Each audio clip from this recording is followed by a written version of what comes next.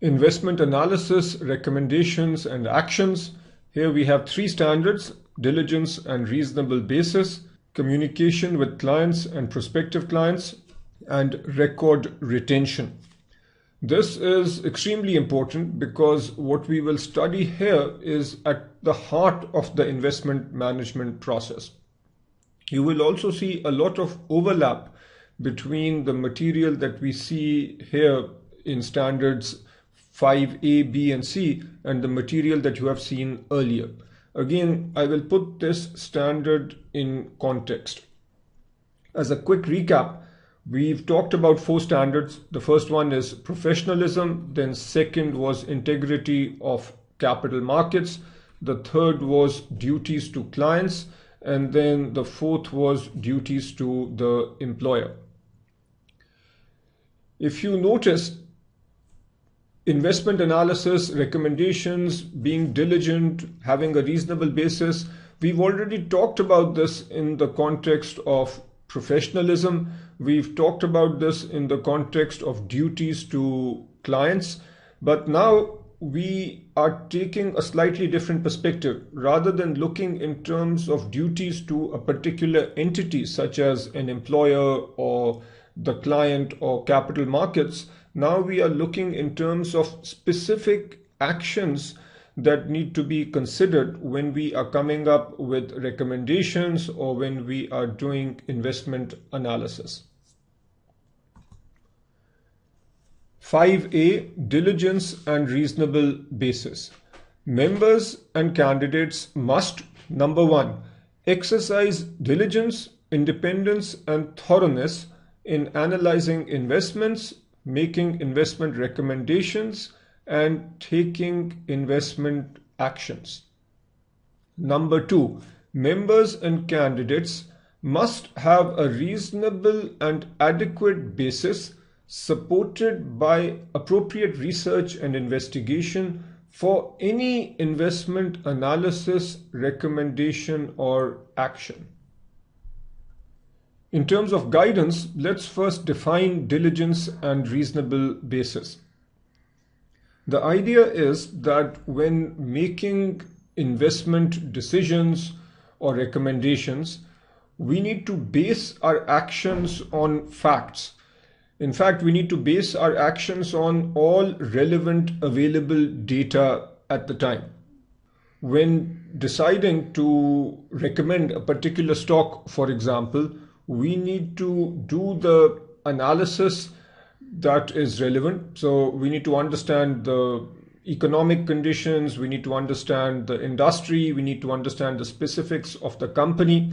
If we are doing some technical analysis, then we need to do the appropriate study of the charts and so on. But the point is that all relevant information needs to be understood and studied. And then we have to have a reasonable argument for why we are making a particular recommendation. In simple terms, a lot of the material that we study as part of the CFA program curriculum has to do with this particular point. When making investment recommendations, we should also understand the risks associated with our recommendations. So if we are saying that a particular stock is a good buy, not only do we need to have a view on the potential returns, but we also need to have a view on the risks associated with that particular investment. Next point has to do with using secondary or third-party research. As a financial analyst, you might be relying on secondary and third-party research. It is your responsibility to ensure that this material is sound. So you need to look at the assumptions that went into the third-party research. Was that research performed with adequate rigor? When was that research performed? So if it was performed a year ago, that research might not be relevant anymore. Was that research completely independent and objective? So the moment you use this third-party research or secondary research, you in a sense become responsible for ensuring that it is trustworthy before you use it in your own recommendations or before you use this material as part of your analysis work. Let's say that you are using third-party research and initially you did the due diligence and are convinced that this research is sound, it is relevant, and so on. It is also important that on an ongoing basis, you keep verifying that your initial assumptions still hold, that the objectivity and the soundness of research is being maintained. Using quantitatively oriented research. This point is very relevant when you are analyzing complicated and sophisticated investment products. Generally, with such instruments, there is heavy reliance on computer-based models. It is your responsibility to ensure the soundness of these models. So you need to understand that if these models are predicting expected return numbers and risk numbers, then what is the data on which these models are based? What are the underlying assumptions? What are the formulas and so on? And then you need to determine whether the set of assumptions and data and formulas are still relevant for your analysis. As an example, in the 2007 and 2008 financial crisis, the models being used were not predicting the sorts of losses that actually occurred. So clearly an over-reliance on those models caused a lot of damage to the investment industry. So you need to learn from those lessons and make sure you understand the models.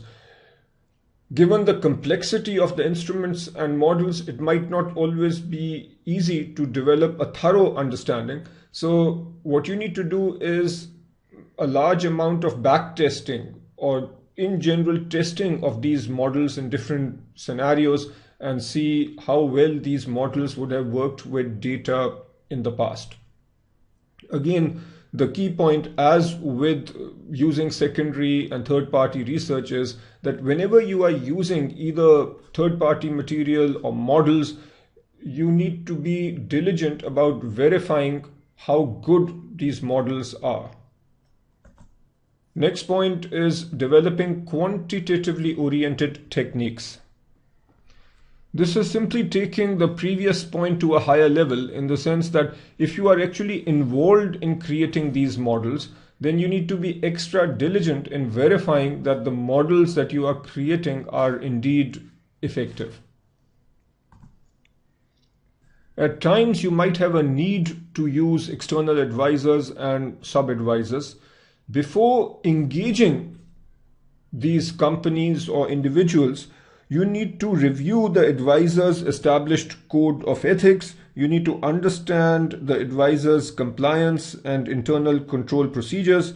You need to assess the quality of the published return information related to the advisors and sub-advisors. And you need to review your advisor's adherence to stated strategy. For example, if you have an advisor who claims to focus on a particular area, you need to verify whether that advisor has indeed focused on that area and the strategy that he is promoting. The last point related to group research and decision making is subtle but important. In the investment management industry, very often decisions are made by a group or a committee. Let's say that you are part of a group that is making a particular investment recommendation. So this is you, and here are other people who are part of this group. Now, say that this group comes up with a recommendation and you do not quite agree with that recommendation. Should you disassociate yourself from this report? Should you say that you don't want your name published on the report? The response to that is that even though you might not agree with the final recommendation, but as long as you believe that the research is sound and that there has been proper diligence and there is reasonable basis for the recommendation, even though you might not agree with the final recommendation. But if there is diligence and there is reasonable basis, then it is appropriate for you to have your name on that particular report. Coming now to recommended procedures for compliance, firms should establish a policy that research reports must have reasonable and adequate basis. Now, earlier I talked about a group coming up with a recommendation.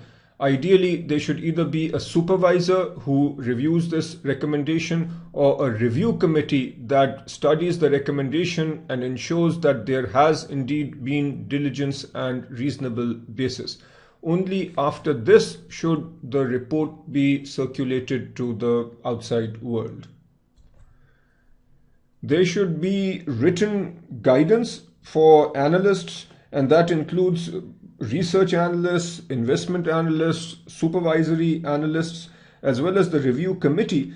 And these written guidelines should establish the due diligence procedures for judging whether a particular recommendation has a reasonable and adequate basis. There needs to be a criteria for assessing the quality of research. If this criteria is defined, then it becomes easier for the review committee or the review supervisor to determine whether it is acceptable for a particular report to be circulated. There needs to be detailed written guidance for testing of all computer-based models. So this connects with the items that we talked about earlier in terms of using or developing quantitatively oriented techniques. Clearly, these techniques or the quantitative models have to be rigorously tested, and only if they pass those tests should they be used. Firms should have measurable criteria for assessing outside providers. This connects with the use of secondary or third-party research. So clearly certain measurable criteria need to be met before secondary or third-party research is used as part of the investment process at your firm. And there also needs to be criteria for evaluating external advisors. That connects with this particular point.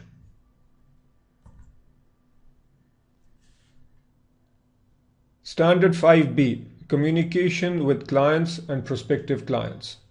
Members and candidates must disclose to clients and prospective clients the basic format and general principles of the investment processes they use to analyze investments, select securities, and construct portfolios, and must promptly disclose any changes that might materially affect those processes. Number 2, members and candidates must disclose to clients and prospective clients significant limitations and risks associated with the investment process.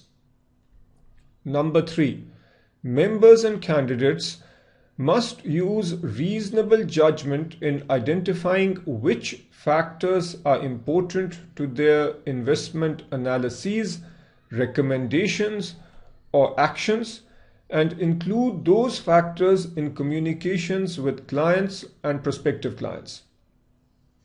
And number 4, members and candidates must distinguish between fact and opinion in the presentation of investment analyses and recommendations.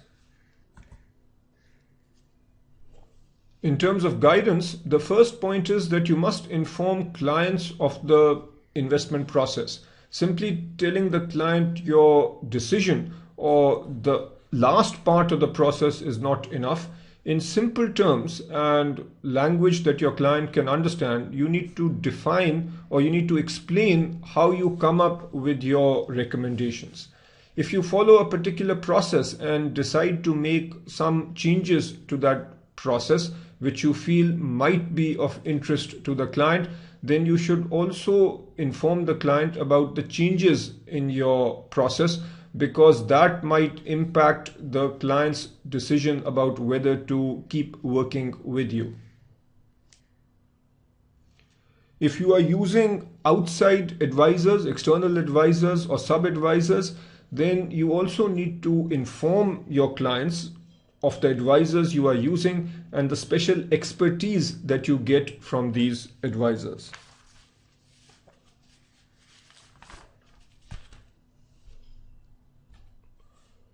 The communication with clients and prospective clients can take many different forms. You could either have in-person meetings, or you could explain your process on a phone call. You could explain the process in writing through an email. The appropriate communication depends on the context and your relationship with the client and the type of process that you are trying to explain. Identifying risks and limitations. Whenever you describe your process, you need to also describe the risks and limitations associated with the investment process. For example, if you are expressing an opinion about a particular investment product that has only been in existence for 2 years, and your research and analysis is then based on 2 years worth of empirical data, that in of itself is a limitation that needs to be clearly communicated. You also need to make clear that if this particular investment is heavily correlated with the market, then the risk of the investment going down when the market goes down is also high. So the limitations and the risks associated with the investment and the process need to be clearly outlined. Report presentation. Once you have your recommendation, the report that you present needs to clearly show your assumptions, your arguments, and what information you have heavily relied on in order to come up with your recommendation. This will give the reader of your report an opportunity to challenge either your assumptions or your thought process and possibly your conclusions. So it is important to present as much information as you feel will be useful to the reader in evaluating your work. The last point is particularly important, where you as an analyst must distinguish between facts and opinions when you present your reports. Just as a simple example, let's say that you are recommending a particular stock because you believe that certain new regulation which hasn't been enacted yet, but you are expecting it to be enacted, will be beneficial for that particular stock. Now, the fact that this legislation will be enacted might be your opinion, and it needs to be made clear that this indeed is your opinion.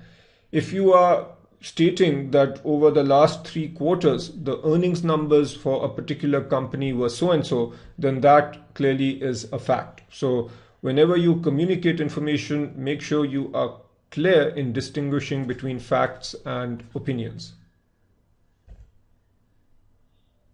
Given the diversity of potential clients and the diversity of investments based on which you are coming up with research reports or recommendations, there are no formal procedures for compliance outlined in the curriculum, because the specific procedures will depend on a case-by-case basis. So the procedures will depend on the nature of the client, the level of the client, the level of sophistication of the client, as well as the nature of the investment that you are analyzing.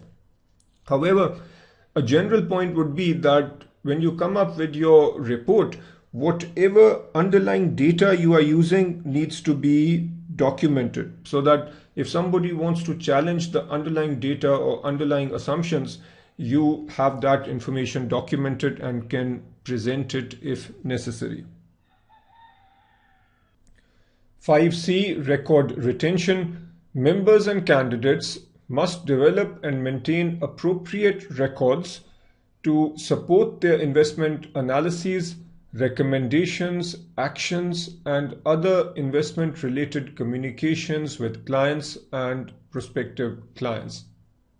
This is fairly self-evident, so there isn't too much guidance, just a few basic points.